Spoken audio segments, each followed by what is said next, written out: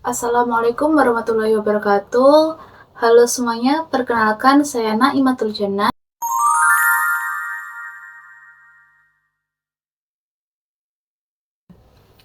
Di sini saya akan memberikan review singkat dari video konferensi pers yang diselenggarakan oleh KPK Republik Indonesia mengenai kegiatan tangkap tangan di Provinsi Kalimantan Selatan.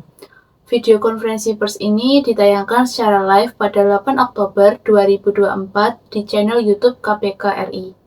Sebelum masuk ke pembahasan lebih lanjut, mari kita lihat sedikit cuplikan video dari konferensi pers tersebut. Baik, Assalamualaikum warahmatullahi wabarakatuh. Yang kami hormati Bapak Nurul Gufron, selaku Wakil Ketua Komisi Pemberantasan Korupsi, Bapak Asep Guntur Rahayu, selaku Direktur Penyidikan KPK, rekan-rekan jurnalis yang saya hormati, hari ini Komisi Pemberantasan Korupsi akan menyampaikan rilis atau konferensi pers seputar kegiatan tangkap tangan, dugaan tindak pidana korupsi, penerimaan hadiah atau janji oleh penyelenggara negara atau yang mewakilinya di Provinsi Kalimantan Selatan tahun 2024 sampai dengan tahun 2025.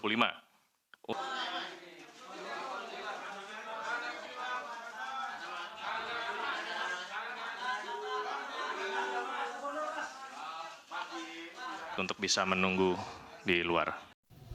Dalam video konferensi pers yang digelar oleh Komisi Pemberantasan Korupsi terkait operasi tangkap tangan di Kalimantan Selatan menunjukkan pelaksanaan standar penyampaian informasi publik yang formal dan terstruktur.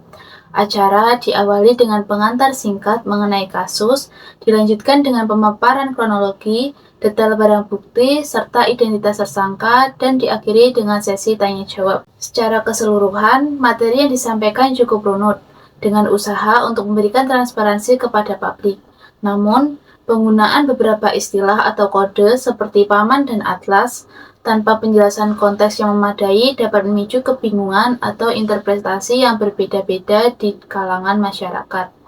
Dalam konferensi pers ini, KPK juga menjelaskan keterlambatan pengumuman operasi karena perlu melengkapi bukti dan menganalisis jaringan yang lebih luas.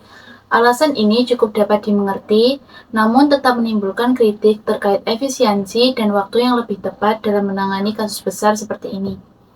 Komitmen KPK untuk mengungkap seluruh jaringan korupsi, termasuk keterlibatan oknum pemerintah daerah dan pejabat tinggi, merupakan hal yang sangat positif. Namun, hingga konferensi pers ini terjadi, status hukum gubernur yang diduga terlibat masih belum jelas. Dalam konferensi pers ini juga terdapat penyajian barang bukti seperti uang tunai, dokumen kontrak, dan rekaman elektronik, yang dimana hal ini menunjukkan keseriusan KPK dalam menangani kasus ini. Pada bagian sesi tanya-jawab, jawaban yang diberikan oleh KPK cukup lugas, terutama terkait teknis operasi dan barang bukti. Namun, untuk pertanyaan yang menyentuh isu politis atau konflik kepentingan, respon yang diberikan cenderung normatif dan kurang mendalam, sehingga hal ini memberikan kesan seperti menghindari topik yang sensitif.